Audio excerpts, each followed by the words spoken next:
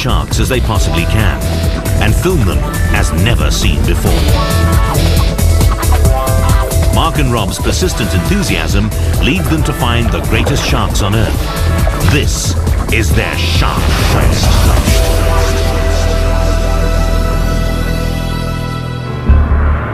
The waters off the southern coast of Australia, and a shadow materializes into an awesome predator ready to catch the unwary. In a sea as vast as the Southern Ocean, the gentle sound of a petrel feeding on the surface could go unnoticed, but its rhythmic paddling acts as a beacon underwater. The vibrations send out signals clear only to those equipped with gear fine-tuned to detect these waves. Invariably, the one with the best means is a predator, and in this case, one of the most powerful of marine hunters, the great white shark. Grows over 6 meters long and reaches more than 3 tons. A streamlined body for speed and stealth. Notoriously feared as a man killer.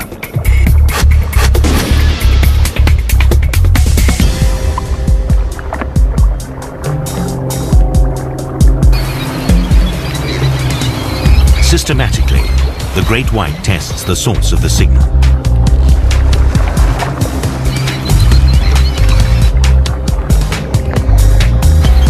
Surprisingly, the petrel doesn't move much.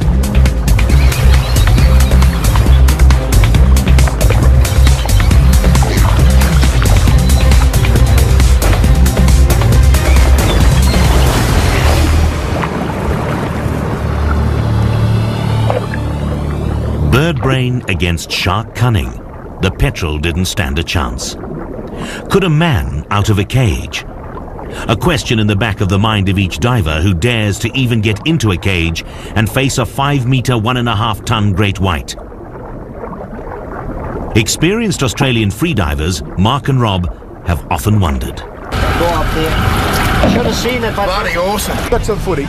The two formed this diving partnership several years before this great white encounter. They met in 1998 on a recreational spearfishing trip. Rob, diving charter guide and 5 times Australian spearfishing champion, has always been an underwater enthusiast and a keen adventurer at heart. While pursuing his favorite sport, he had many remarkable encounters with sharks. I developed a great respect for sharks. I wanted to see them in a more natural state. This inspired him to swap his spear gun for an underwater video camera, changing his favorite pastime from sportsman to cameraman. But now he needed a reliable diving partner who would dare get as close as possible to the sharks. Mark, builder by profession and fellow shark enthusiast, took the bait. Mark and I teamed up as dive partners because we both shared a passion for adventure and a love of sharks. My first interest in filming came after seeing sharks while we were spearfishing, trying to take our fish. Generally not showing interest in us, I wanted to bring these experiences home because telling a story, most people wouldn't believe you if you encountered large sharks and you're still here to tell the story.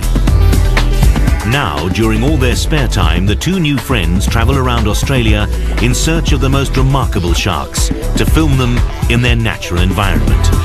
Through our images, we try to tell the story that these sharks aren't the malign man-eaters that everyone thinks they are, but they are basically a large predator trying to survive in the ocean. Their quest leads them first to southern Australia to film the most feared of all sharks, the great white. To come face to face with the world's most feared animal. What an experience. I mean, undescribable. They're just magnificent. They're the ultimate predator, but they have a unique calmness about them. Diving with the great white sharks from a cage was an awesome experience, coming face to face with them, but we did find it very restricting. I really wanted to get out of the cage and into the open water with them. The small cages restrict filming opportunities. On the contrary, freediving would mean being able to follow the shark without any limitations and film close-up footage. But Australia's restrictive laws ban any diving with great whites out of a cage. So Mark and Rob fly to another continent where rules are a little more lenient. On the southern tip of Africa, A few hundred kilometers east of Cape Town, Gansbaai is the closest port to the marine park of Dyer Island, world-renowned for its healthy population of great whites.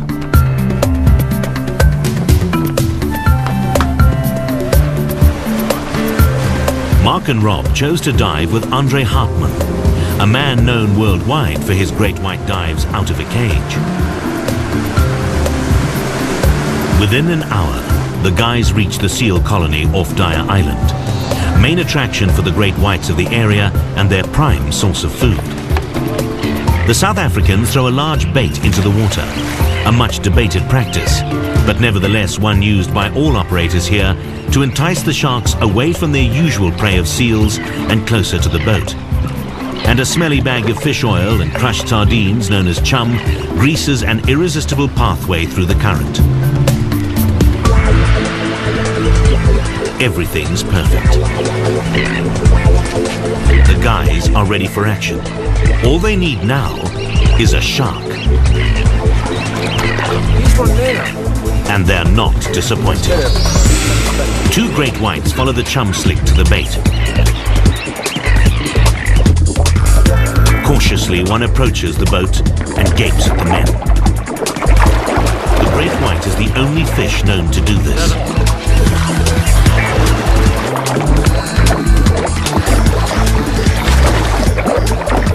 Various sharks move closer to investigate the bait.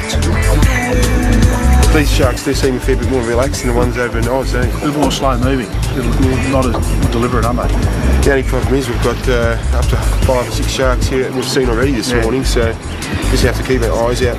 We'll just hang by the cage to start with and maybe wander out after that. The two Australians are about to venture into something more risky than they've ever done before. They are psyched and ready for their first dive out of a cage with the most dangerous of sharks. Andre, the veteran in diving with these sharks, leads the way. Mark follows. And Rob brings up the rear.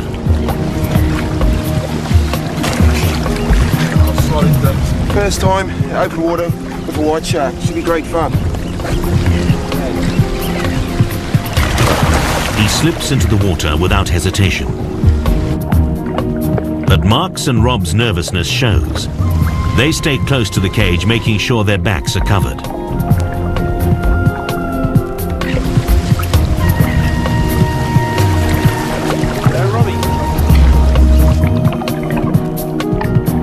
It doesn't take long for the guys to lose their apprehension at the sight of the wonderful creature. Rob just wants to film it. This one is a 4-meter-long, half-ton mass of powerful muscles, fine-tuned for stealth, strength, and speed. A perfect killing machine that can snap a 200-kilogram bull seal in half.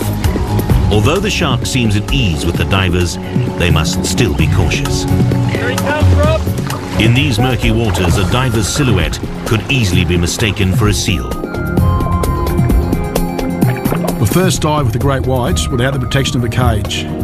What a mesmerising experience. I must admit I expected the sharks to be more menacing, but in fact they were quite calming. But you've got to keep in the back of your mind that things can change in an instant with these animals. One flick of the tail and it could be all over.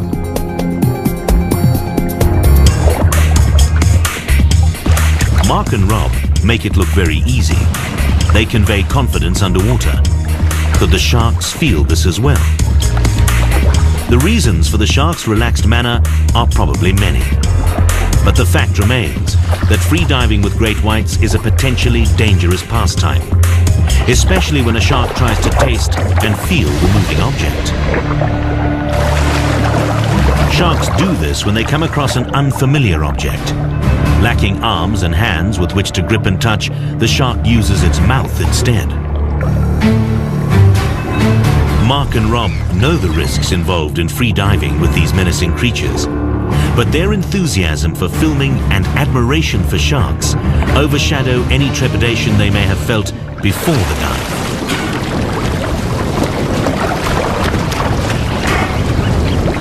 Oh, it's a big shark. Yeah. They look bigger from underwater. They look bigger when you're outside a cage. For sure.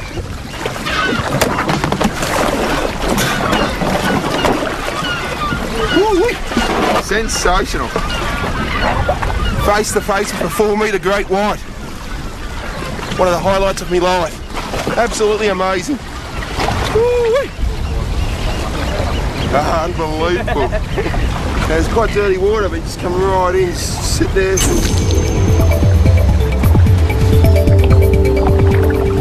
What do you reckon, mate? That wasn't much different than any of those other big sharks that swum with me. They got a very much a presence, though. Yeah. Very confident animal.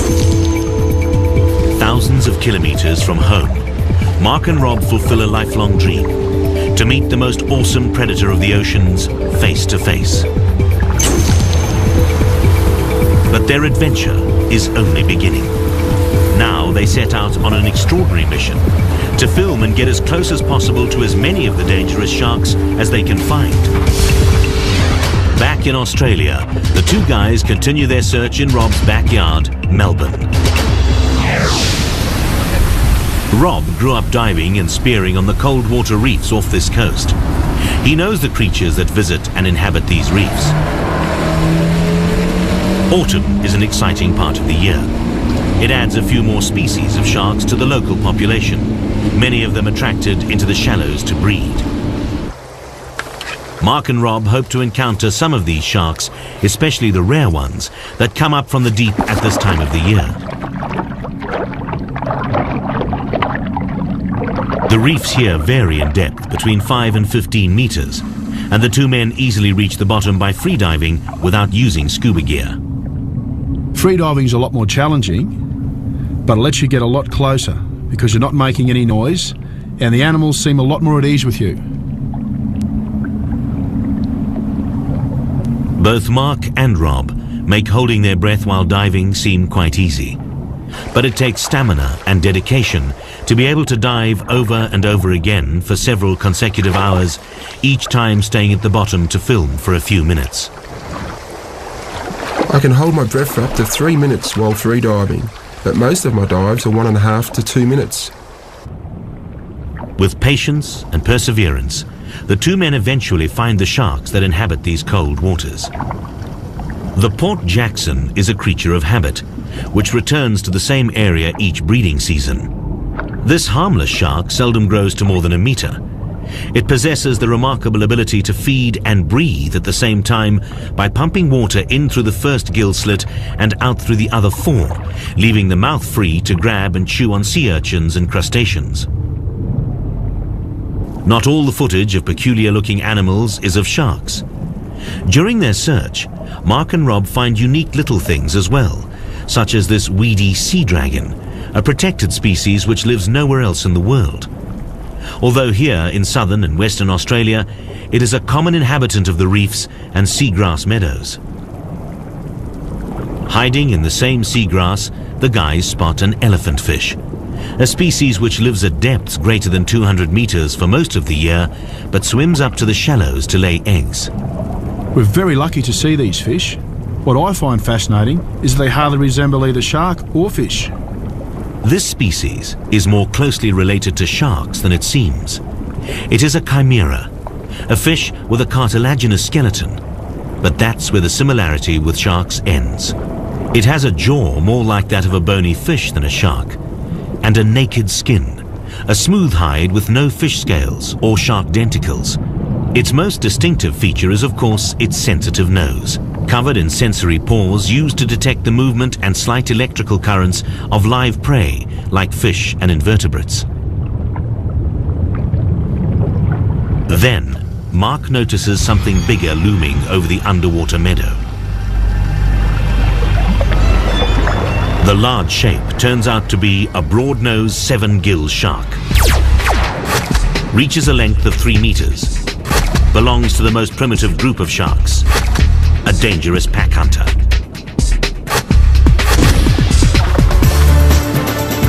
Mark and Rob are surprised to see the shark so close to shore, as it prefers to live in deeper waters. The shark ignores the divers. It seems focused almost on a mission, searching. They swim as fast as they can to keep up. The reason for the shark's presence in unfamiliar territory becomes obvious. Together with another 2 of its kind, it has come here to feed. Like all sharks, these are able to detect the smell of a dead animal hundreds of meters away. Their powerful sense of smell ensures that no easy feeding opportunity goes to waste. They are pack hunters and feed indiscriminately. They would happily eat live prey as much as decomposing carrion. A 7-gill shark on its own is okay, but when they're in numbers, you do have to be careful. Mark and Rob are ecstatic. This is an exceptional filming opportunity.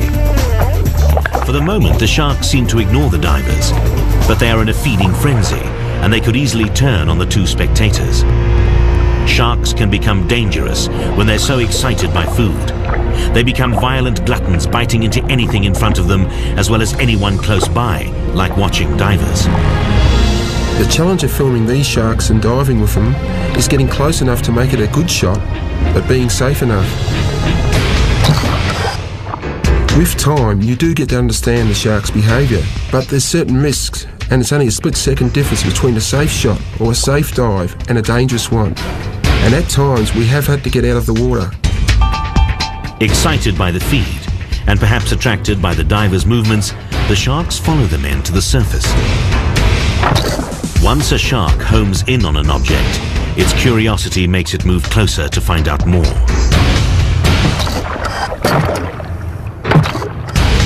The situation becomes extremely dangerous, and Mark and Rob have to leave the water.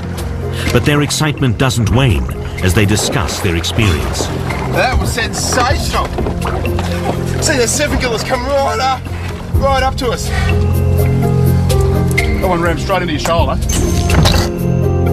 One wait and there's another one there. They're ganging up on us.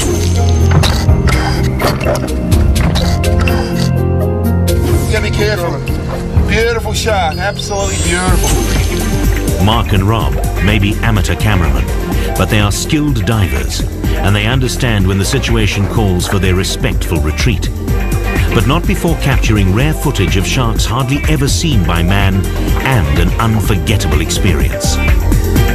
Shark quest is not over. There are several more remarkable sharks worthy of the men's attention. Mark and Rob's search continues. Their passion and determination leads them beyond the barrier reef and into the Coral Sea, a 100,000 square kilometre region of crystal clear water dotted with isolated reefs. This is the haunt of some of the most notoriously menacing sharks on Earth. But their territories stretch over an immense expanse. Although some people fear that chumming may increase the shark's intentions to attack, Mark and Rob decide to employ the same technique that Andre used in South Africa. Firstly, because the Coral Sea is such a vast expanse of water, and secondly, because the lure worked so well with the great whites. It's the waiting game now. You can see the slick working beautifully over this reef system, then into the open deep water, and that's where some of the larger predators might be. We know they're here, it is just a waiting game.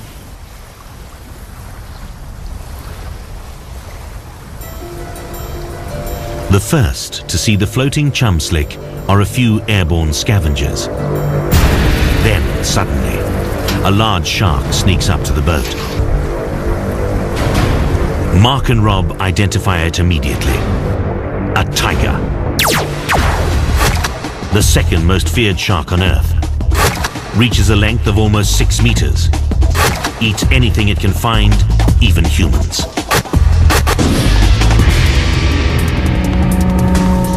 Here she comes again. Comes another pass. That's what, a third pass? Yeah. How you feeling, mate? Yeah, we've had in these sort of situations before on the surface, Rob. As long as we maintain together, they only to try and bust us up. Yep. And keep facing it. Yeah, that's right. Just stand your ground, and like I say, we can always jump back out if it's not right. But we can't be overly selective. We've got a good shark here in crystal clear waters. No, let's go. Let's go. Mark.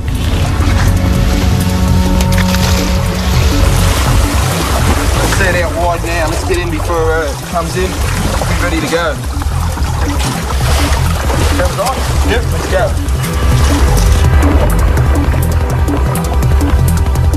Once more, Mark and Rob find themselves face to face with one of the ocean's most dangerous hunters. Confidently and appearance, she circles the two men, just like the great whites in South Africa.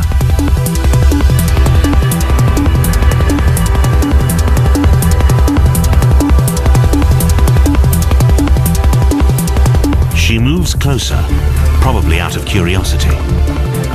Then, they notice that her mood seems to change. The circles she makes around the two divers get progressively smaller and smaller. She quickens her pace, perhaps because she's excited by the flavors emanating from the chum bucket. She eventually strikes, with a bump so hard that it dislodges part of the camera. What amazed me about this shark was its persistence. It just wouldn't leave us alone. Eventually, we had to get out of the water. Mark, let's get out. My experience has been that tiger sharks are usually quite shy, but in this case, I think that the chum made her aggressive. She made several lunges at my camera, and I felt that if I hadn't kept eye contact with her and retreated, I may have become her dinner. We were trying to be evasive of her, especially after a couple of snaps. And the one where I'd seen the whites of her eye. And at that stage, I thought to myself, it's time to get out. It's got to be. It was a good call to get out of the water. Oh, that's right. We can always evaluate it from here and just keep an eye on it. If the shark hangs around, we may give it a go later on, eh? Yeah, regroup and another plan of attack. The tiger shark probably became agitated and excited by the smells emanating from the crushed fish and oil in the chum bucket. To calm her down, Mark and Rob take the bucket out of the water. Eventually, she slows to a steady patrol and leaves the surface. But she doesn't go far from the boat. She sinks 20 meters below to the coral sea floor, where the two men can still reach her. She seems more relaxed and allows the divers to film her without harassing them.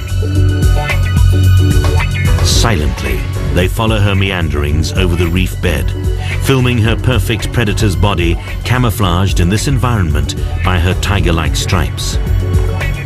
It is believed that these markings differ considerably between individuals, so much so that scientists have been able to distinguish one tiger shark from another.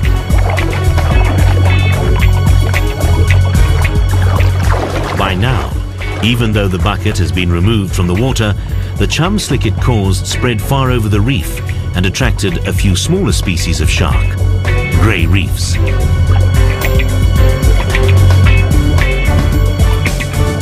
Suddenly, Mark and Rob hear a surprisingly loud, crunching noise. The tiger shark had bitten into one of the smaller sharks. The two men have never witnessed something like this before, and certainly they have never heard of anyone filming it. It is extremely rare to actually see predation in the ocean involving the larger species. Sharks feeding on small fish is one thing, but a tiger eating another shark is an extraordinary sight.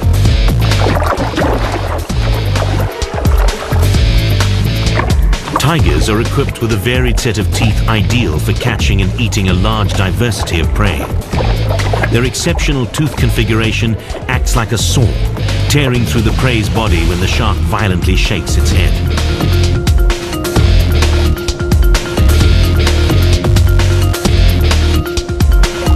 It only takes a few minutes for the whole 1.5 meter grey reef shark to be consumed, proving the tiger's voracious nature.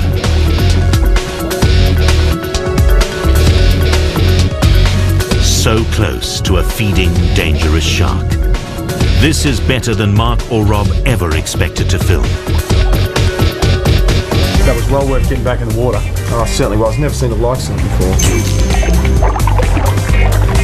I could actually hear a soaring sort of motion. I'm looking around, not really thinking that was the tiger hooking into something that big.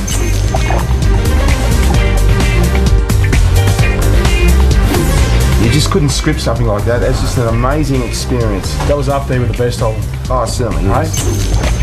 Face to face with a 3-meter tiger shark on the hunt, and once again, Mark and Rob emerged from the experience unharmed and with several tapes of unbelievable footage. But the two men do not want to give up their quest yet. Already, they prepare for their next dive. By evening, they're geared up to see what species of sharks prowl the reefs at night. This time, to be able to stay underwater for a longer period, the men decide to use scuba gear.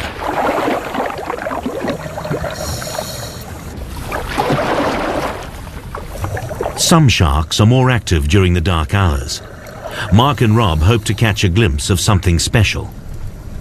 The reef comes alive under the spot of their filming lights.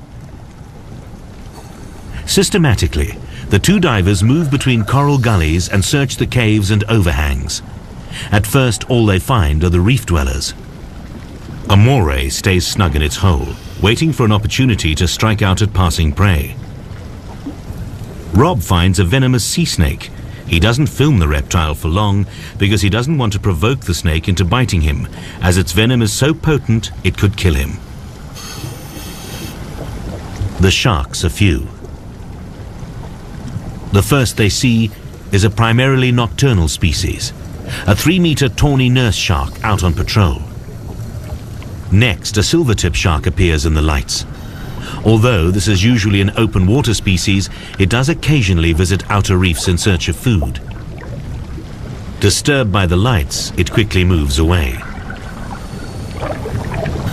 By the time their air supply comes to an end, they ascend without the memorable night encounter they were looking for.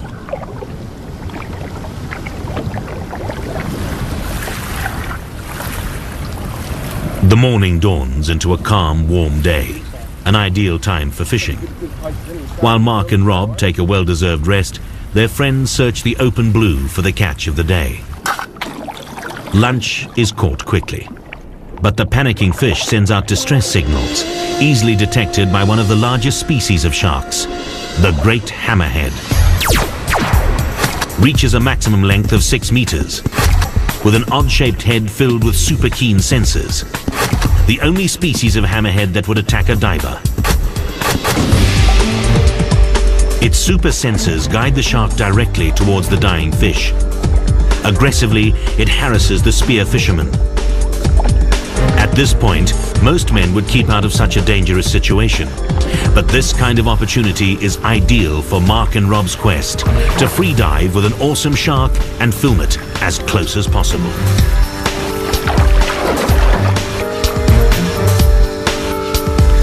This is the largest of the hammerhead species, and the only one that lives a solitary life, patrolling the open oceans for a meal. You do have to be very careful while filming sharks because they are large predators, but we're not their natural food. Generally they are after fish that we have with us, or they're curious. By the time they start to film, the hammerhead has already eaten the speared fish. The shark calms into a determined patrol, allowing the two men to get some shots of its extraordinary body. The hammerhead is my favourite shark species because of its large dorsal fin and strange looks. A second hammerhead approaches, probably also attracted by the commotion caused by the speared fish. This one has an entourage of pilotfish.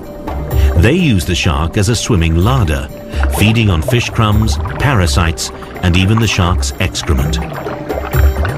This one kept circling me. I'm sure was attracted by the electrical field given off by my camera. In their noses, sharks possess gel-filled pores which give them a sixth sense. The incredible ability to detect the electric field emitted by living creatures, allowing the shark to find hidden prey. But metal also gives off its own electric current. And once the shark gets close enough to Rob, his camera's field fools the hammerhead into thinking it could be a prey item. It's not surprising that it follows the divers and their cameras to the surface. To distinguish the source of electricity, the hammerhead needs to get closer.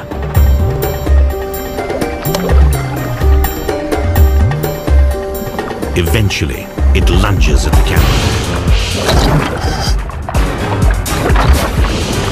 And, satisfied that the strange object is not edible, it swims away, leaving behind two shaken yet ecstatic men. Once more, they manage to capture some close-up footage of one of the most impressive sharks on Earth. Mark and Rob hardly have time to regroup when an even more dangerous shark approaches, an oceanic white-tip. Almost 4 meters long, lives alone in the open ocean far from land, notoriously dangerous and aggressive. Because of the shark's vicious reputation, the spear fishermen get back into the water to watch the cameramen's backs. We have encountered oceanic white-tips in the Coral Sea before, and that's one species you don't want to mess with. A smaller specimen in comparison to the great whites, hammerheads and tiger that the guys dived with before, but just as terrifying to meet face to face. With the habit of living mostly in the open ocean, this shark needs to be an opportunistic hunter, eating anything that comes its way. A diver could easily be mistaken for floating prey in the blue zone. It's a great experience to face something as big and at times lethal. Puts you on the edge, gets your adrenaline going. It's not for everyone, but I certainly enjoy it. Coming face to face with something that's probably feared by 99% of people on Earth. And this is exactly the kind of encounter that Mark and Rob look for. A face-to-face meeting with a dangerous shark hardly ever seen by man, and some magnificent footage to show for it. Up to now, the Coral Sea yielded their best Australian shark experiences. Together with their South African great white dive, Mark and Rob have free-dived with the Earth's most notoriously dangerous sharks, and they've emerged with some of the most unusual visuals ever recorded. But the two guys are not ready to stop now. They are running out of places to visit where they could meet up with sharks. Then, they receive some exciting information. A rare, once-in-a-decade phenomenon is unfolding at Turtle Bay. In less than a day, they travel across Australia to the west coast and to a bay famous for its nesting turtles, friendly dolphins, and of course, sharks. The only way to Turtle Bay is by boat. Mark and Rob prepare their gear during the trip so that they can be ready as soon as they arrive in the bay. What they're about to film could last a few minutes or several weeks. No one really knows. Mark and Rob knew that they were going to see a large school of Australian anchovies being attacked by a few predators, but they did not expect to see anything as huge as the phenomenon that met their eyes. Stretching from cliff to cliff of Turtle Bay, an enormous school of tiny anchovies swimming so close to each other that they turn the sea black. They have never dived among so much bait before. Their excitement mounts as they prepare for the dive. Underwater, they get their first impression of the most awesome of sights. A moving, living mass, made up of an endless stream of tiny fish, a sinuous silver curtain billowing in the gentle current. The amassment of tiny fish is known as a bait ball, and this is the biggest bait ball that Mark and Rob have ever seen. Millions of anchovies swimming as one. Rob plunges into the mass. Like a living organism, the huge shoal swallows him, creating a tunnel just large enough for him to swim through. In some places, the shoal measures 15 meters from top to bottom. Mark squeezes in from underneath. Thousands of tiny fish swimming so close together that they block out the rays of the sun. It was such an eerie feeling to be surrounded by this massive cloud of fish packed so tightly together. The reason for such a large gathering of baitfish is probably sparked by the plankton blooms and coral spawning that occur during the colder months of May and June. Although the anchovies come here most years to feed on the plankton, they usually form small isolated shoals. The last time they were seen in such an enormous bait ball was 10 years before. With all this bait around, I was hoping that large predators would come in to feed. The first ones they see are the pelagic fish, like the mulloway. Then the larger 1 meter long broad-barred mackerels rush in. With a sudden lunge, they forge lightning attacks to pick out one fish at a time.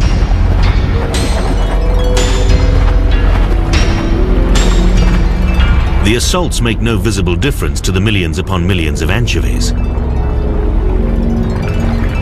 Suddenly, a shark dashes out of the mass of tiny fish. Then more dart in and out. Spinner sharks. Streamlined 3-meter-long predators who prefer to travel and hunt in schools, known to have harassed freedivers. They are fast coastal water swimmers, always on the lookout for their favorite bait, small shoaling fish such as these anchovies. Although spinners have been known to attack humans, for now they seem to ignore Mark and Rob, focusing instead on the overabundance of prey. Side by side, hunters and spectators move through the writhing mass, each team on a separate mission, the sharks to eat as much as they can and the men to film it all. For the spinners, this is a grand feast. And for the two divers, this is a different kind of feast, a chance of a lifetime. Because a gathering of bait fish of such magnitude and all the predators that attack them is an incredibly rare sight. After all that feeding, by the end of the day, the bait ball seems to remain the same size. Exhausted, Mark and Rob return to the boat, a little overwhelmed by the day's exciting events. Unbelievable. They decide to stay close to the action and spend the night on the boat, moored in a protected enclave of Turtle Bay.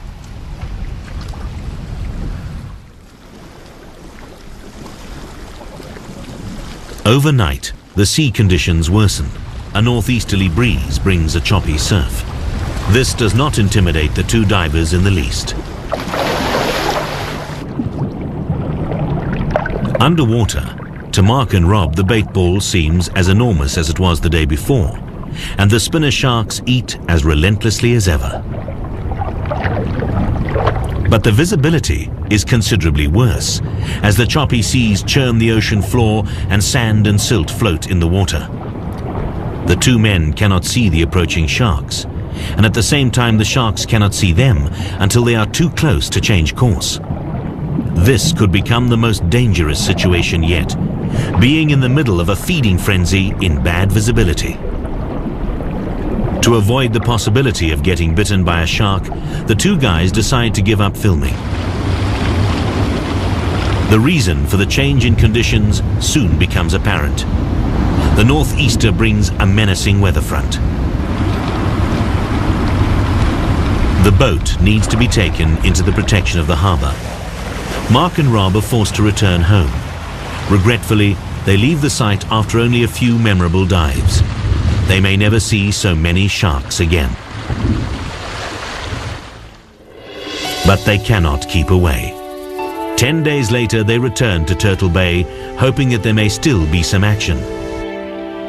To their astonishment, the huge bait ball of anchovies seems to be of the same size as when they last filmed here.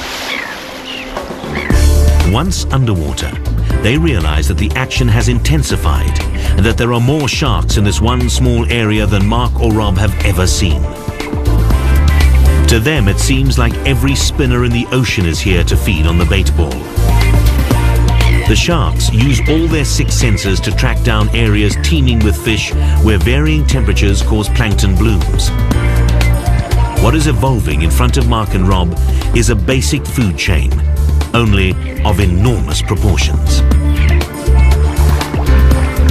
I think the incredible part about this was that it took us out of our perceived normal routine of a person and put us into the food chain of nature, that we were an actual predator accepted by all these so-called feared sharks.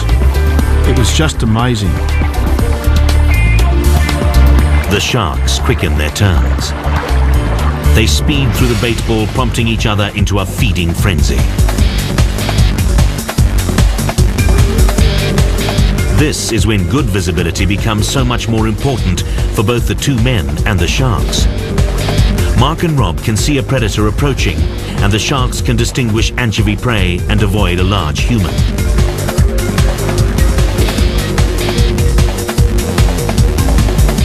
just when the guys think they've filmed it all, a surprise cruises out of the mass of anchovies. A Bridder's whale joins the feast.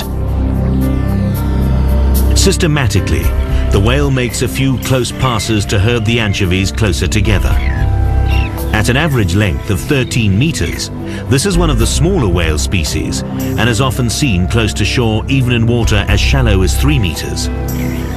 The acrobatic sequence ends with a final lunge to scoop up a huge mouthful of anchovies.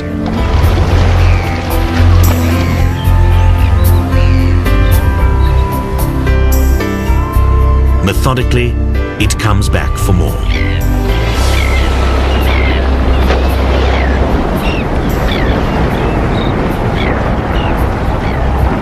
For most of the year, it feeds in the open ocean on similar schools of baitfish and even larger shoaling fish such as tunas, mackerels and bonitos.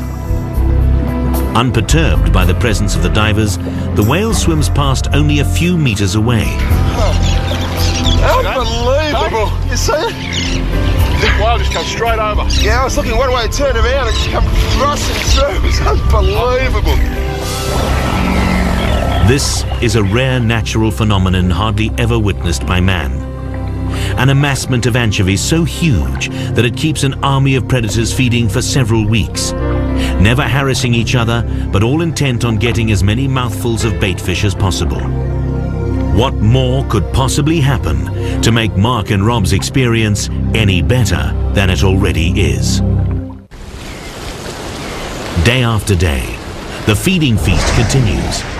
As long as the weather holds, Mark and Rob return to the water, never tiring or getting bored of this rare exhibition. The giants of the sea seem to gather in Turtle Bay. But the mantas are not here to feed on the baitfish.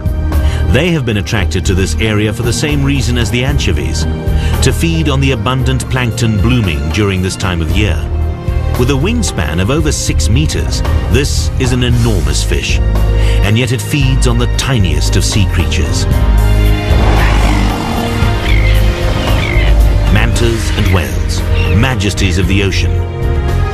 Whales and sharks, hunters in their own right.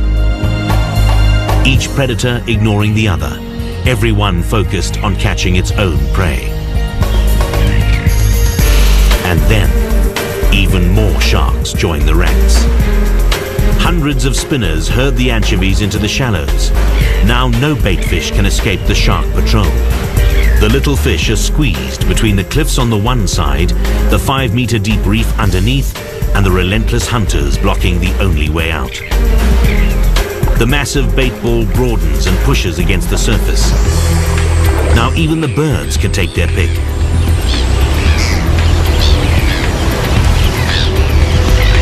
The gulls eat on the fly, while the heavier cormorant prefers to dive for his food.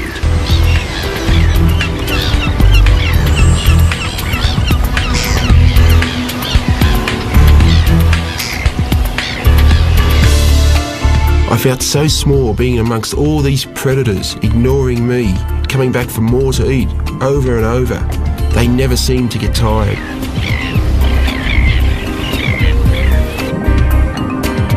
Free diving in the midst of hundreds of feeding sharks.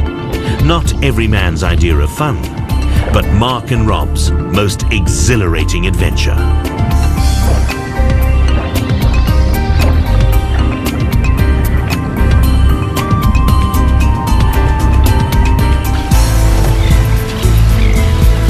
The West Australian baitball experience was the pinnacle of my diving career.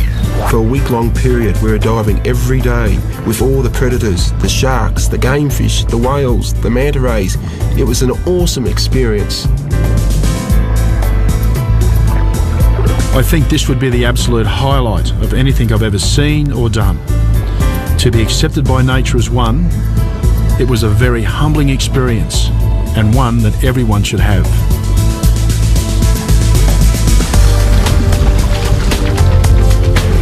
Two ordinary guys with an incredible passion for sharks and a burning ambition to film their amazing behavior so close that anyone who watches can feel the thrill of diving with these animals.